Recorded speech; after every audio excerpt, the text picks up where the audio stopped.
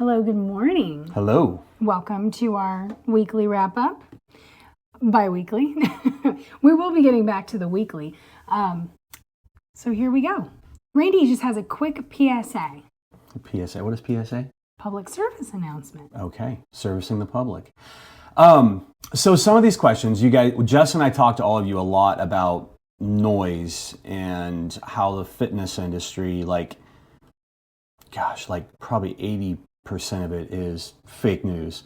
Or influencers trying to just be polarizing and make stuff up and fear-mongering. Rage bait. So from now on, when you guys do your questions, and we're going to change it on your form, so we want to know the reason why you're asking the question.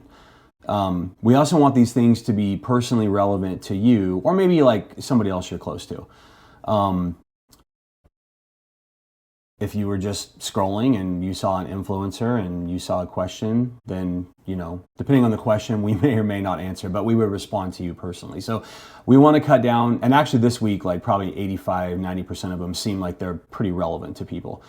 So again, we want to be relevant. We want to answer your questions. So yeah, hopefully it answers. But we just don't want to add to confusion. We don't want to be part of the problem, right? We want to be part of the solution. And what I was just expressing to Randy was, I don't want this to be a thing where you guys go back and listen to it and then your head is spinning and you're like, oh my gosh, now I need to worry about this, or maybe I didn't even think of that. And that's not our goal. Our goal is to help simplify, quiet the noise, and just get you guys focusing on the things that actually matter. And sometimes I think that for me, I go big and I go broad and I want to do everything. And then you do nothing. And then you do nothing. And I see that a lot with clients too. And I don't want to contribute to that. So, okay, on that note, here we go. Cool. So if you guys have questions or specifics on that, just let us know. And again, we're not going to pick on anybody. We're not going to make fun of anybody. No. But we just, again, what is the reason for asking the question? So there'll be the question and then the why. Mm-hmm. Cool. Yeah. All right. Question number 1. So, Kim, how much sodium should we have on a daily basis? I know that I'm getting some in bacon and daily mocktail. With eating pretty clean, I'm wondering if I'm getting enough these days. That's a great question. So I want to take Kim's question and then right into Melissa's because they're very relevant. Yes. So, okay. So just for context, I pulled up for Kim. Kim likes to know the why. Yeah. So Kim, I'm going to tell you the why. Okay. So the recommended intake for adults by the American Heart Association is no more than 2,300 milligrams per day. The ideal is 1,500. And in my opinion, 1,500, unless you're somebody that doesn't really move, that's far too low. So there's your two that are recommendations. I personally don't. People who eat clean, when you don't eat processed foods or the less processed foods you eat, you have to supplement with salt, and it might just be salting every meal. Right. We recommend for you guys, you adding a little salt in your water, a little mocktail cocktail in the morning, to just kind of get you going. So for context, our whole body is basically an electrical machine, right? Every single time the electricity needs to fire in our body, it actually needs sodium. Mm-hmm. So salt is very, very important. And if we go back in history, very, very bad wars were fought over salt. That's a beautiful thing. So salt is great. Mm-hmm. We all also have different tastes. I like things more salty than you do. Mm-hmm. So anyway, so there you go, Kim. That's 2,300 or 1,500. I think, and again, the processed foods is full of sodium. Unless you're salting your food and you're eating very clean, you're not getting enough sodium. So here's context for you, though. Yes, and here's the context. So there's a great guy out there, James DeNicolatino. He wrote The Salt Manifesto. The Salt Manifesto. He's been on Joe Rogan's podcast. So there you guys could go. He's a pharmacist. Yes, he's a pharmacist that went back, and I don't know if he got his PhD or MBD, but now he does cardiac research. And he's written a couple books now. He's fantastic. If you guys want to follow people on social media, like, he's actually a pretty good one. Listening to his podcast from several years ago with Joe Rogan was fantastic. So South Koreans, so here's a context. South Koreans are probably the healthiest people in Asia. They're also the tallest. They carry the most muscle. They carry the most muscle. Very good athletes. So now on average, this is the average South Korean, they're eating between 4,000 and 5,000 milligrams of sodium a day.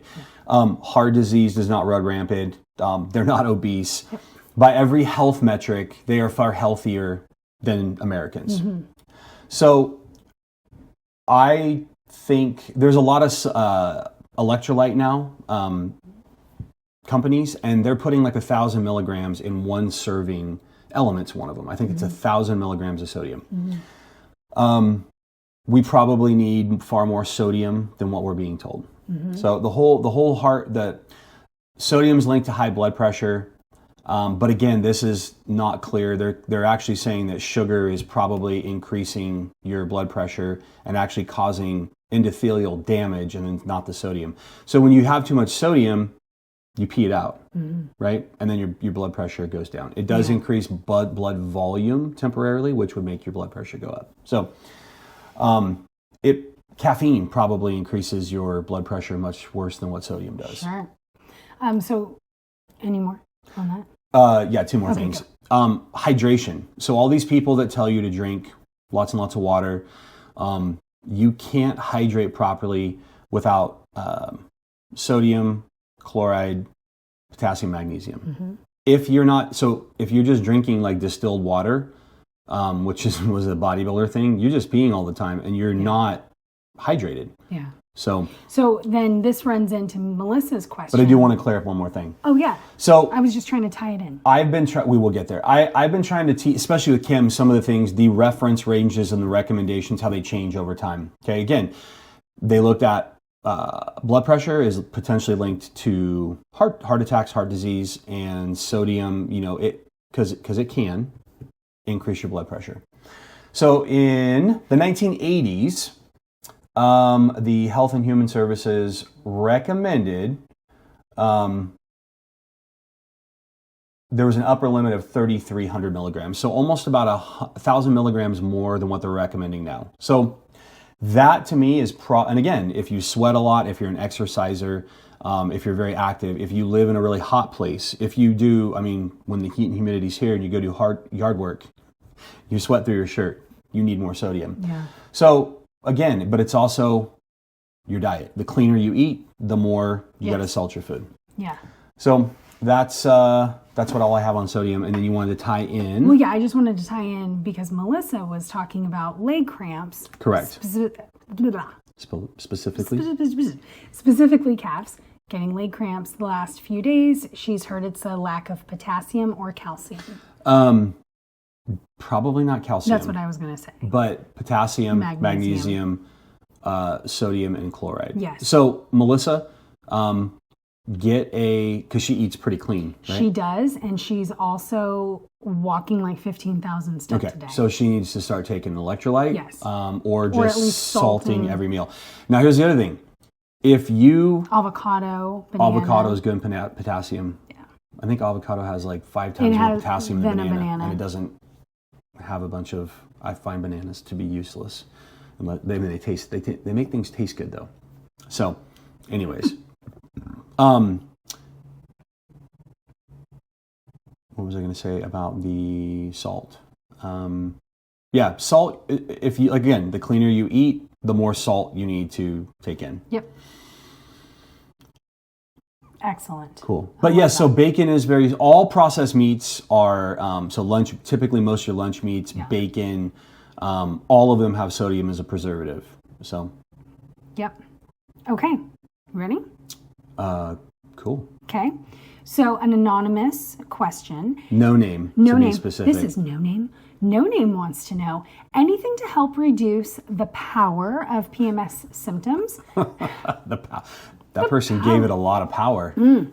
Hey, right? I've been so damn irritable this week, very reactive, but at least I know why. But knowing doesn't seem to help. Boy, isn't that the truth? Knowing is half You the battle. cannot out-logic your rage. Wasn't that G.I. Joe? I'm trying to think, as being a kid, knowing is half the battle. I think that was think so, their yeah. little mantra.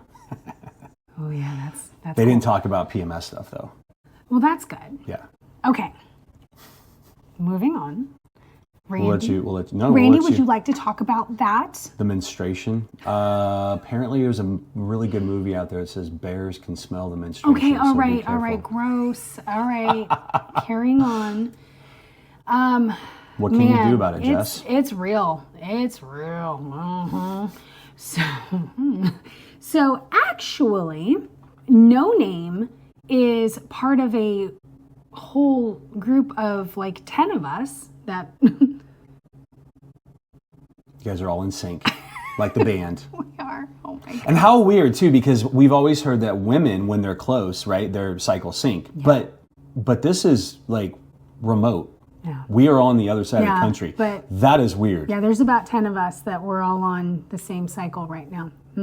It's a good thing you guys all aren't close together, or we'd have to have the red tent where there's grapes and That fanning. sounds amazing. And you guys just take a break from all of us, men who just irritate the I hell know, out and of then you. we nurture each other. Like, that's a beautiful thing. Oh, women helping women. Okay. So we actually have a hormone supplement little protocol that we put together. You might have already gotten it. If you didn't and you would like more information on it, we are more than happy to chat with you individually. I think we put 3 supplements on there, right? Yeah, and there's 2 that we could just get away with. I mean, vitamin D is one of them. Yes. So what happens is hormone, and I always get it mixed up, is it progesterone drops off? Yes. Yeah. So progesterone is very important too. Mood balance, that's why like achiness and a lot of other things Yes. changes. Yes. So there's 2 supplements out there, the dim one that will just keep things more in balance. Yeah. And then pregnenolone, you can take it all the time or months at a time, but it's like they call it the grandfather hormone. Because if you're getting that in, then you typically have better production of all other hormones. Yeah.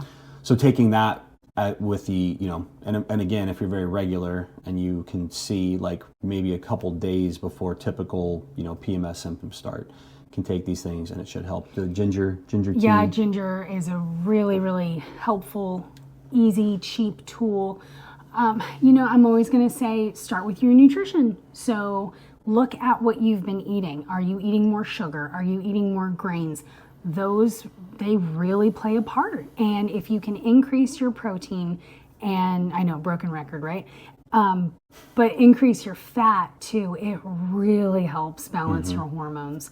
Also making sure that you exercise. Yep. I am not suggesting that, because I know a lot of us get really tired during our, right before we start our period or right when we are on. But if you can push yourself, I don't know, is that triggering to say? Well, I don't even care. Okay, you need to push yourself. We have to do hard things. And when we push ourselves and we exercise, I'm not saying kill yourself in your workout, but make yourself do it. Get your heart rate up and You sweat. will feel better. Correct. There's a lot of influencers and coaches out there that are like, just every single week you should be doing a different exercise, more yoga right during ovulation and this and that. And I'm like, well, that's all well and good, but we're missing an opportunity here. Like, just because you're, in a certain part of your cycle doesn't mean that we shouldn't be, doing resistance training. No. No. Well, and here's the other thing too, is women who have more regular cycles, like to the calendar, that don't have wild PMS swings, right? Right. are typically healthier. Yes. And what leads to that is proper nutrition. Yeah. And proper exercise and Yes. daily activity movement. Yeah. So Yeah. if you feel like you're like you can't get out of bed, then you got to take it easier. Absolutely. But if you feel, let's just use the word, because I think women, I've seen this over the last few weeks, bitchy. Yeah. Go work out. Channel it. Use that. Yeah. You're gonna get a rush of endorphins, and you're gonna feel better afterwards. Absolutely. So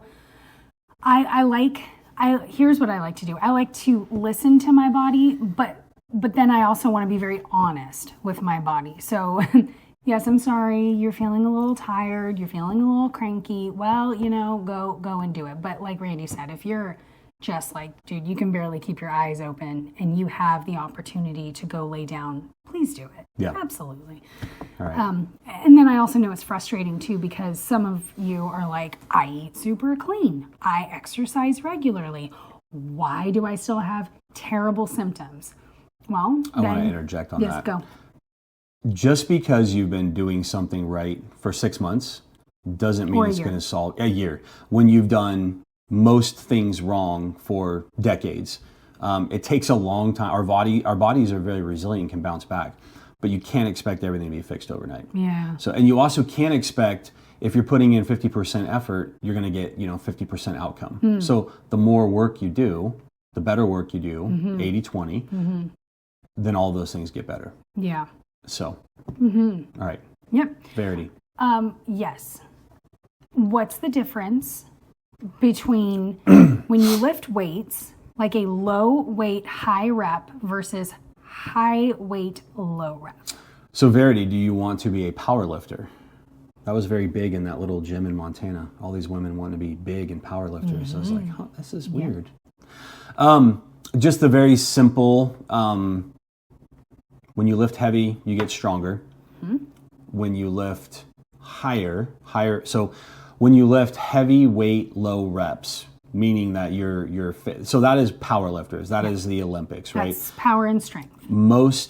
I don't know anybody we work with that wants to lift like that or look like that. Yeah.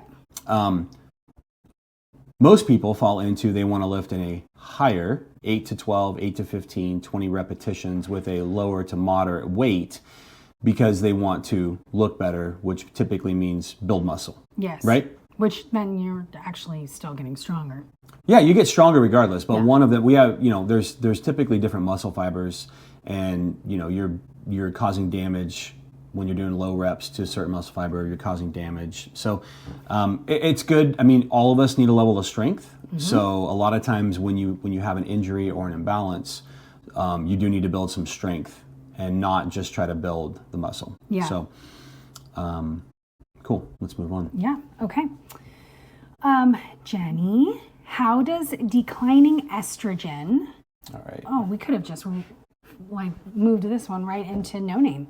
So, how does declining estrogen contribute to gluteal tendinopathy? And we might want to explain what that is. Yeah. And what can you do about it? Okay. So, gluteal tendinopathy, also known as GTPS, is a condition that involves pain and inflammation in the tendons of the gluteal muscles, particularly the gluteus medius and the gluteus minimus. These muscles are located on the outer side of the hip and are important for stabilizing the hip and pelvis during activities like walking, running, climbing stairs. So, injuries, her injury has probably led to this. The easiest would be when you have an injury. The hip is so complex, right? So you start compensating and other muscles have to do more work. That's probably what causes that. So in her case, but the normal causes are overuse, repetitive strain, most common in athletes, runners. Activities involve a lot of hip movement. Weak muscles, so we just talked about building strength. When your muscles are weak, you're putting more strain on your actual ligaments and tendons. So ligaments and tendons don't like to be overused. Biomechanical issues, poor posture, improper running form, differences in leg length contribute. That's actually more common than people realize. Sometimes we have one leg that's a little bit Now, the age-related degeneration also goes into, does decreased collagen Well, make we got a tendons whole. weak? You're jumping ahead. Age-related degeneration. Tendons lose their elasticity and strength as we age, making them more prone to injury. Yep. So, symptoms: pain on the outer side of the hip, which can radiate down the thigh. Pain when you're lying on the affected side. Pain in hip movement, such as walking or climbing the stairs. Treatment: rest and modify activities that aggravate or cause the pain. Physical therapy, anti-inflammatory medications, which we tell you guys, like, hey, take anti-inflammatories should be used, maybe a few days, and maybe even a little higher dose, and then you try to stop it. You try to get rid of the inflammation and quit taking them. Corticosteroid injections, which tons of science, they don't really do anything. They always go away and they cause a lot of damage to the body. Now, here's one that I was surprised: a shockwave machine like we had. Oh, yeah. So a shockwave therapy, acoustic wave therapy, which literally is a device that it hits metal and metal. It's very, very loud, and it shoots sound waves into an area, and it has a lot of benefits for joints, muscles. I mean, elasticity, cellulite, like tons of stuff went into this. Some chiropractors would have that, right? And physical therapists. Yeah, if anybody that's ever interested in that, you just Google acoustic wave therapy, shock wave therapy. Yeah, it's neat. Yeah. Let's see. So she wanted to know about declining estrogen levels. So real quickly, at a high level, estrogen is very protective. Bone density, that's another reason why women are more prone to arthritis, right? Once they have, perimenopausal, menopausal, most of the estrogen is gone. Right. So, and one of the things it mentions in here is hormone replacement therapy. Some women need to go on hormones. Right. But it also helps to protect ligaments and tendons and helps to make collagen go. So one of the best things you can do if you're young, the younger you are, you start taking collagen every single day right now. There's no downside. You're increasing the collagen. So your skin, your elasticity, all of your connective tissues. Okay?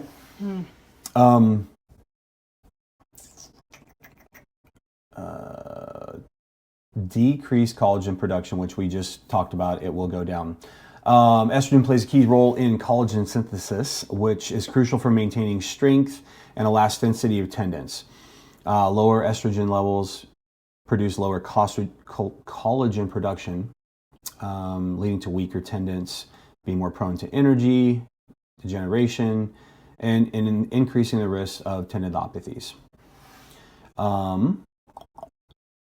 Reduce in muscle mass, which is kind of funny because most people think, testosterone, but you need a good balance of estrogen to testosterone. Yeah, I think estrogen, for the most part, gets a pretty bad rap. Yeah. It's like cortisol. It gets a bad rap. Yeah. Increased inflammation. So here's one that with some of these ones were like pregnenolone. It will help women produce more estrogen. And then the DIM product helps the right balance of estrogen. Yeah. So then aches and pains should get a little bit better. So, increased inflammation as we lower. And even in the brain too. Estrogen is, when bodybuilders go on all the forms of testosterone and they start taking all of the estrogen blockers, their brains don't work right. So they literally can create, and that's a precursor to creating like Alzheimer's and dementia too. For the sake of big biceps. Yeah. Sad. For the sake of getting on stage in your underwear and letting people judge you. That sounds fun. Sounds like a dream. Sign me up. Sounds like it's great for mental health. Fat distribution.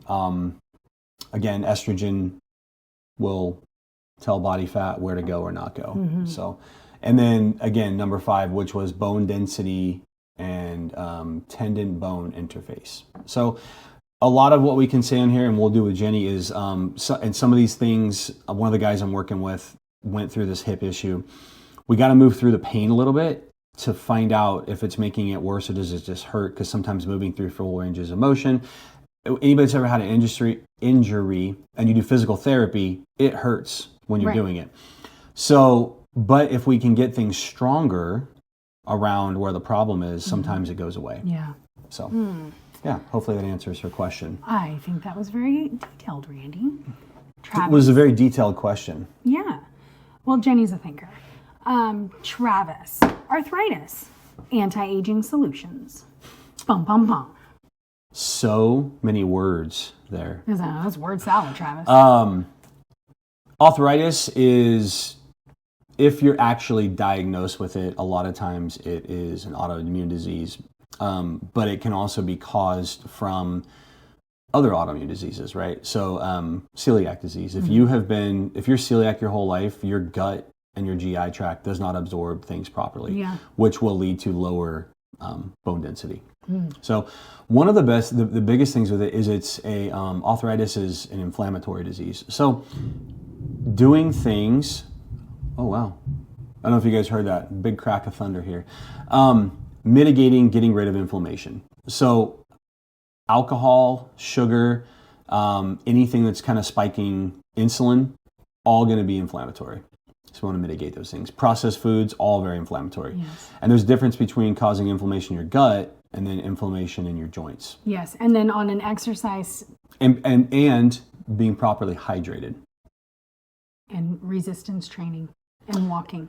Lots of walking. Really good for arthritis. There's actually a study out, and arthritis will typically lead to bone mineral and bone density loss. Like, they did a study with women and jump rope, and they actually were able to build more bone density in menopause, post-menopause. Yeah, so that's awesome. Doing things, but then again, for Travis too, is when you have to be very careful with your workouts, because all workouts cause a level of inflammation. Right. It's part of the process. It's a short. Yeah. And then in the long term, very acute, and then the long-term benefits are. So it's all managing the things our bodies don't like, and it takes a little bit of time. So yeah. Okay. So Travis, control your insulin, control insulin blood sugar. We just mitigate all things that are very inflammatory going into our body. And that's a key for anti-aging as well. Inflammation is horrible. Inflammation is horrible for aging. Terrible for it. Terrible. Okay, dokie. Let's go, because we're getting long here. Let's go through these next ones. History of fiber recommendations and what humans actually need to consume for health and longevity. Seems like there are two extreme camps on this issue. So to sum that up, Caitlin wants to know, do we need fiber? Well, I'm going to reduce it. I'm like, so what she's saying is people are tribal, right? The world is more and more tribal. Vegan, carnivore. There's the no fiber camps, which typically are the carnivore side of things, and then there's the vegan side of things, where they're like, you must eat like 1 million grams of fiber a day to be healthy. Yep.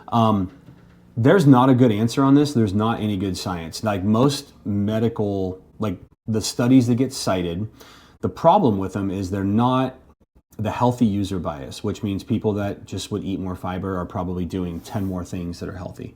Specifically, not smoking, not drinking, and not using drugs. We've talked about that, yeah. So I think some fiber in moderation is probably good for you. For me, I don't tolerate fiber very well. It messes with my stomach. I was going to say that. Like, I think it's one of those things where it's like, how do you feel? I believe, and this is my personal belief, your ancestry dictates a lot of what your diet should look like. I am mainly European, Northern European. Northern Europeans, think Vikings, they only had a few months out of the year where they could probably get fibrous things. Other than that, it's literally dairy and meat and fish. Right. Some fermented. You feel so much better eating like so that. When I eat, but conversely, cold places, berries will grow for a few months out of the year. Yes. The ideal diet for me seems to be all the meat I want, the dairy, the eggs, and then with a sprinkle of berries. Yeah. So there are plenty of people, the Inuits, or Canadians call them First Nations people, up there where there's no sunshine and there nothing grows. They live off of meat, polar bear, and whale blubber. They didn't have any fiber in their diets forever. Yeah. those people were extremely healthy, had no health problems until they started taking on Western, like alcohol specifically. Yeah. So there's your ancestry plays a huge role in that. There's not really a good answer other than you find out what works for you and what doesn't. And if you eat a big fibrous meal and then you have diarrhea that right afterwards, major bloating, or bloating, brain fog, or even the next morning, Yeah. you can see changes in digestion. That's telling you you're probably not okay. Yeah. And regardless of what the vegan doctors want to tell you, you shouldn't be pooping 7 times a day and farting and stinking up the place. And on that note, I have a call with a client. Cool. So you are going to finish. I will finish these last couple. So guys, it's been wonderful. Do I just pop this off? All right. Love you all. Carry on. Toodaloo. And we will turn off your mic. All right. So real quick, Kim, when is it best to eat the majority of your carbs? There is not a good reason to eat carbohydrates in the morning. You should be eating your carbs probably a moderate amount with lunch and then dinner. So, and you the second part of your question, in the morning for energy or carbs at night. So again, eating carbs for energy is, that's kind of a fallacy depending on, unless you're an athlete. So we don't even really need carbohydrates like we've been told. So you can, Jess and I, we eat a majority of our carbohydrates later in the day, and it really does help with sleep. But again, some people are fine with them just at lunchtime and a tiny little amount at nighttime. So again, you kind of have to play around with what works for you. What I would say is you just do not eat. There's no reason to have carbs at breakfast at all. We do not need to increase our blood sugar and our insulin first thing in the morning. You're making yourself hungry for the rest of the day. And again, you're increasing blood sugar and insulin. So no reason to do that. Let's see here.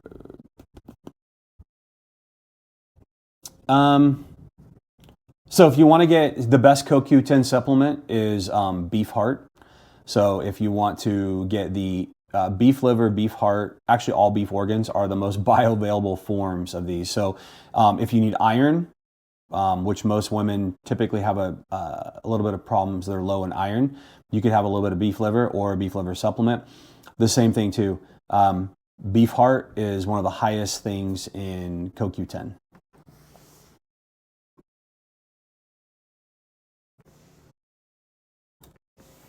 Let's see, Alex.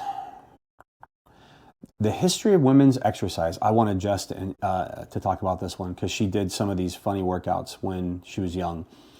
I remember I think the 80s is when women's fitness in the gym, because you're asking about the gym, became big. Now, before that, you're mentioning in the 50s, they had those little, those machines. So all of those shaking machines, they said they were good for cellulite.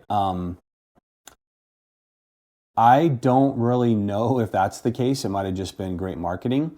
But vibration is actually really good.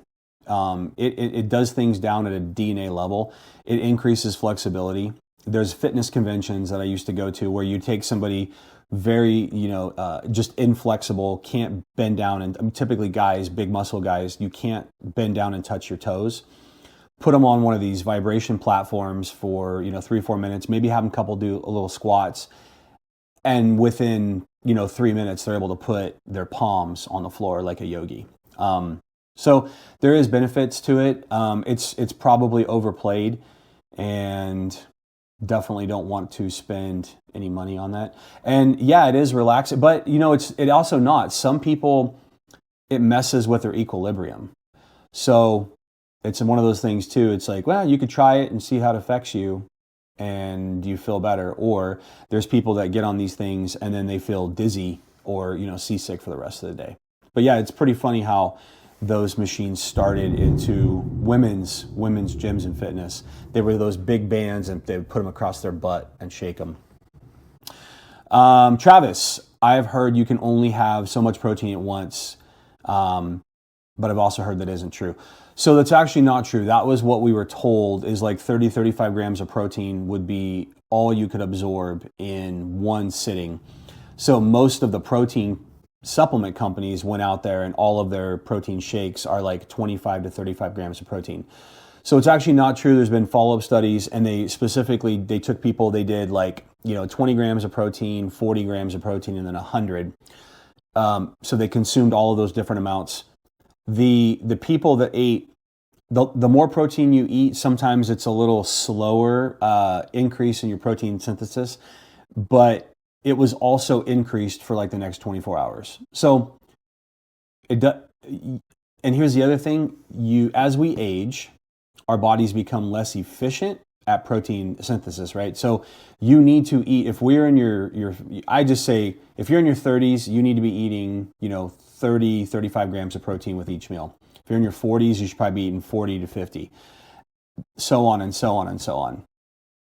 Your body does not absorb that protein as well as it did when we were younger. They look at young kids, maybe teenagers, they can eat like, 15 grams of protein, and that's all they need in one sitting. So our bodies just become less efficient as we age. All right, guys, that wraps it up. Like Jess said, we'll get back to doing these, sometimes depending on the amount of questions, we'll do them every 2 weeks. If there's a lot of questions, we'll do them once a week. So we appreciate you guys, and we'll talk to you soon. Bye.